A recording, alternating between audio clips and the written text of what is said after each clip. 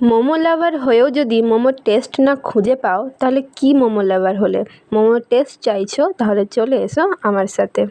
আজ বিকেলের ওয়েদারটা ছিল জাস্ট ওয়াও, তোমরা দেখতেই পাচ্ছ, আর রাস্তাটা এত দারুণ সে তো তোমরা দেখতেই পেলে। এরপর অনেক রাস্তা অতিক্রম করে আমরা চলে এসেছি রাধামোহনপুর। অনেক জায়গায় অনেক রাধামোহনপুর স্টেশন আছে। এটা হচ্ছে পাঁশকুড়া, খিরাই, হাওড়, তারপর রাধামোহনপুর, আর খড়গপুর থেকে এদিকে আসতে বালিচকের পরপর পড়বে।